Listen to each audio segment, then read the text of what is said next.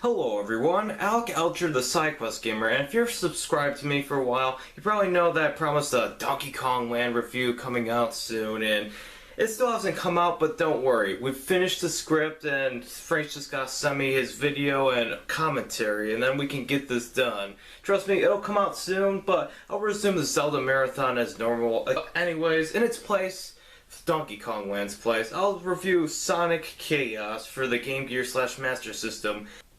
And this is the last Sonic game that was released for the Master System, well, with the exception of Sonic Blast, but we don't talk about that game. Please, never mention that.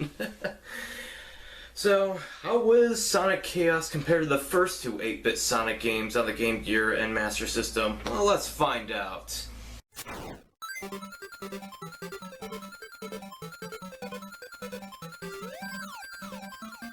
Sonic, as we all know, had a really successful run on the Sega Genesis, with 3 best-selling entries and a high-selling expansion pack. That's what everyone remembers Sonic for, and in recent years, Sonic CD has gotten more notoriety as a cult classic that many kids missed out on due to the Sega CD's low sales.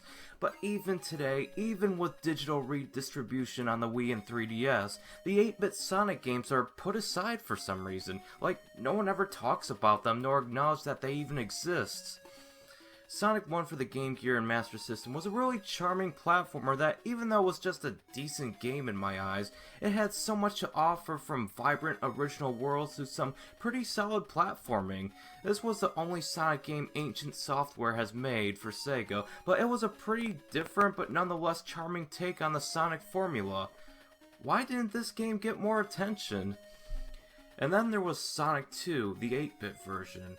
With the hate Sonic 06 and Shadow the Hedgehog get, at least they get attention as bad games. I'm surprised people don't hate the 8-bit version of Sonic 2 almost as much as those games, even though that was a broken mess in my eyes and everyone else's. It was the definition of how not to make a 2D Sonic game, yet no one really remembers it, other than a select few, and from the select few I've talked to, they really dislike the game as well. So I know I'm not crazy. There are people who genuinely do not like Sonic 2 for the Game Gear Master System. See, I'm not alone. I'm not alone. Although, it still begs the question why this game is forgotten about. You would think such a poorly made game would have some infamous legacy. So, for Sonic the Hedgehog Chaos, also known as Sonic and Tails in other regions, Aspect, whom previously developed Sonic 2 for the Game Gear and Master System, returned to the Sonic series with the development of this game. They've had some experience developing for the Game Gear and Master System, as within 1993, the same year Sonic Chaos came out, they released Deep Duck Trouble and Legend of Illusion. So they now have a feel for the Game Gear and Master System's capabilities. So how did Sonic Chaos do? Well, it depends on the version we're talking about. Like the previous two games, the Master System version is my preferred method of playing this game due to the better visibility, while the Game Gear version suffers from screen crunch. I do get that handheld games in the 90s had a lot of screen crunch, it was common, but in all the 2D Sonic Game Gear games, this would often result in me hitting an enemy I didn't see coming or even had chance to evade. But whichever version you're playing, the game starts with Sonic and Tails going after Robotnik, who has one of the Chaos Emeralds in his possession. Robotnik has stirred up trouble on South Island once again, and of course Sonic and Tails take it upon themselves to restore peace to the island. So when you begin this game, you are given the option to either play as Sonic or Tails, which itself is a neat improvement. In the previous 8-bit games, you could only play as Sonic solo. Not only that, but they each have their own unique abilities. Now, unlike the Genesis games, the other does not accompany you, as you either have to play one or the other solo.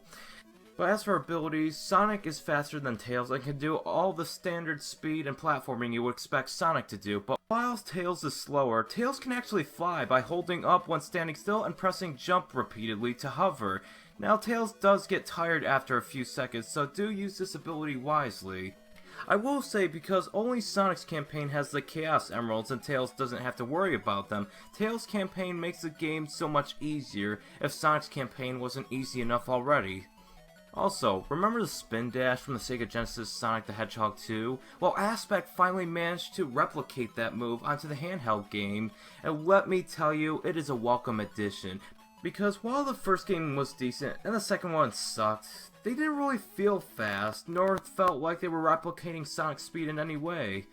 But Sonic Chaos fixes that. Sonic's normal running speed is noticeably faster, and with the spin dash, this actually feels like a fine replication of what the Genesis games established. Along with the speed of Sonic being brought to this 8-bit game, it also helps that this game is pretty much its own thing. It's not a watered-down port of any console Sonic game. The title even indicates that. Yet, why is this game forgotten about? It's not like there's some better alternative. As for the level design, I have to mention that it's kind of basic. It never really feels cheap, and the enemies never ambush you, unless you're playing the Game Gear version, then that would happen frequently. We first start off at Turquoise Hill Zone because, you know, it's totally not Emerald or Green Hill Zone, and pretty much shows you how this game is played. The zone is spacious enough to encourage exploration, although it still essentially get to the end goal signpost like the previous games. Although, to be honest, I found this zone a little too spacious for my liking. It offered little to no challenge. Even the first boss being a ladybug robot mech was a total pushover. However, the second zone, being Gigalopolis Zone, offers some form of challenge, thankfully. There's the standard enemies, but there's also spikes as obstacles that can provide a nice challenge. The mechanical tubes are a nice touch. I really like the look and design of the zone overall. You can tell it's a fine second world for this game, where it's not challenging but does show you what to expect in terms of challenge. Sleeping Egg Zone kind of reminds me of Marble Zone from the Genesis version of Sonic 1 in terms of aesthetics, minus the lava of course. Like the previous two, there's a lot of vertical platforming where you high jump on springs to get to higher platformer. Sleeping Egg is quite prevalent with avoidable but noticeable instant death pits, and the blocks you can break through provide an interesting way of progression throughout these 3 levels. Not my favorite zone in the game, but it's fine enough. And then there's Mecha Green Hill Zone, which is basically like Green Hill Zone, but everything has since been roboticized. I think it's fine enough, but those bridges you can slip off of from the second zone make a return here, sometimes over instant death pits. I kind of find the bridges annoying because I need to be on them in order to get a nice helping of rings, which I'll explain why they're important later. But this zone is alright. I do like how the water is all polluted and there's machinery and metal all over the green landscapes. It's the Sonic level that kind of shows off roboticization in progress, and I think that's really cool. It kind of adds to the lore of Sonic if you pay attention enough. But as for the stage itself, it's probably my second least favorite in the game, but only because of those annoying metal bridges that hover over instant death pits. And then there's Aqua Planet Zone. Wait. Aqua Planet Zone? I thought all zones in this game took place on one planet, being Sonic's planet. I didn't know he traveled from planet to planet like in Super Mario Galaxy. It's just a name, I shouldn't think too much of it, but still, makes you...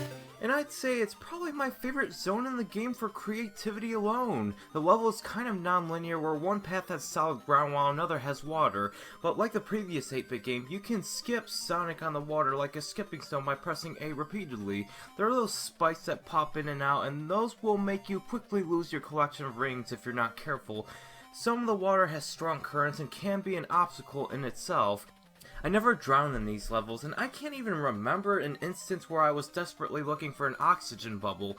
It's a really fun course and a lot better than Aqua Lake or Labyrinth zones. Maybe the game's semi-underwater world, but it doesn't overstay its welcome.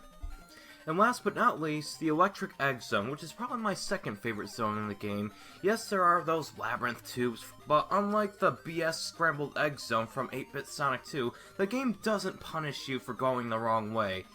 Worst case scenario, the level takes a little longer to finish and you miss out on getting a nice helping of rings, but that's about it. I love the look and design of this level, and to be honest, it's pretty easy.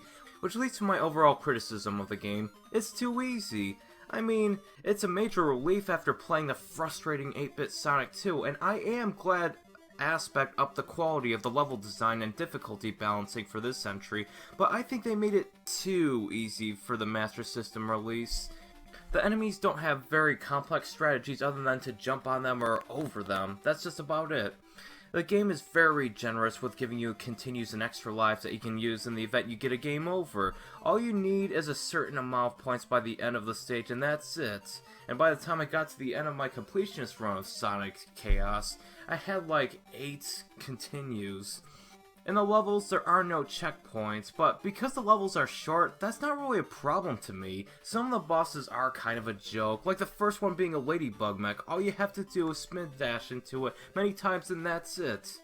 The only way you could possibly die is just by staying there and let it touch you.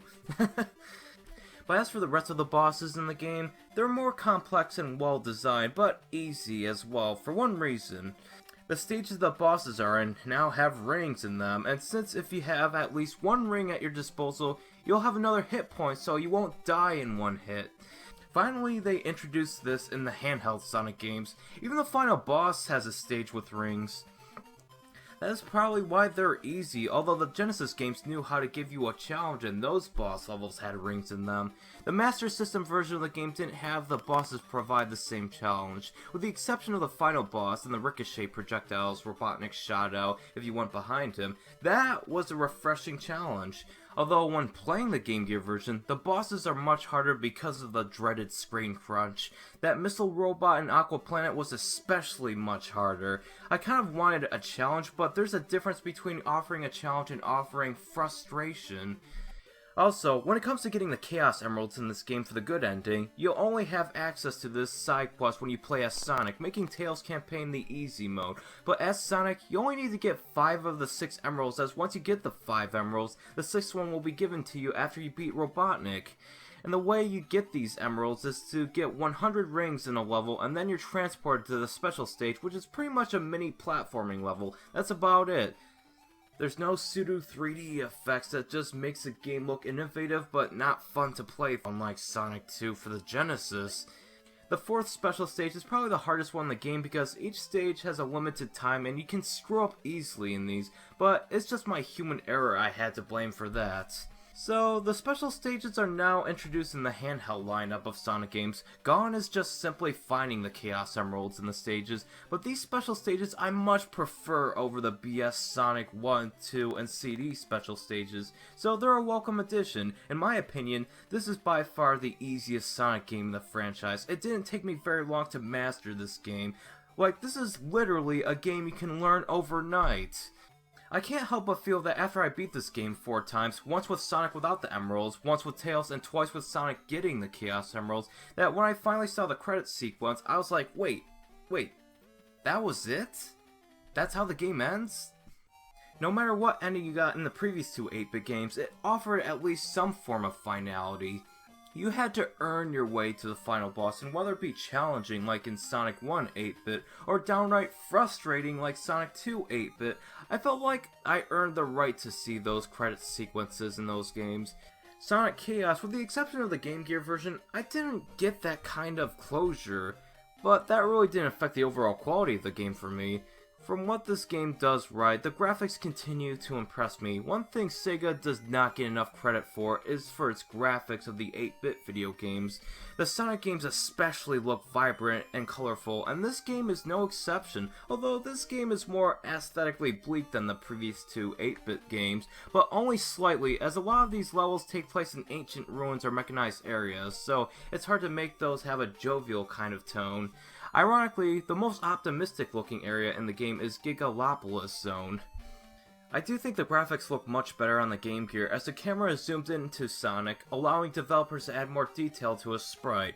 I also like the backgrounds and set pieces used in this game as they look just as colorful and detailed as the predecessors, although you would have to look deep into it to notice a difference. They're not as interesting to look at, to be honest, but it's by no means inferior. The music is honestly kind of forgettable. It was composed by Kojiro Mikusa, and I honestly can't pick one track that stands out. The music is fast-paced and perhaps too fast-paced. There's just too much going on that it's difficult for me to enjoy it for what it is. The only track I kind of liked was Aqua Planet Zone's theme, as its arrangement at least had its own identity compared to the other soundtracks, as there is a rhythmic pattern instead of just electronic background noise. It is worth noting that some of the tracks sound slightly different between the 2 versions of the game, but for Gigalopolis Zone, the Game Gear and Master System versions are completely different, and I slightly prefer the Game Gear one. It's like choosing whether you prefer plain bread or toasted bread. Either way, both choices are pretty bland. I will say that I do feel that the controls have improved, as when jumping and running, I do feel like I have more control over Sonic's trajectory and momentum, and rarely feels wonky. I wouldn't say it's identical to the Genesis games, but with the spin dash and the more smooth jumps, I can say it's almost as good. So, overall, Sonic the Hedgehog Chaos is definitely the best Sonic game on the Sega Master System. Of course, it wasn't exactly competing with much, but not necessarily the best Game Gear game, as the problems with the screen crunch make it significantly less enjoyable than the Master System version, but it's at least the second best Sonic game on the Game Gear, losing only to Triple Trouble, and yes, I will get to that game soon.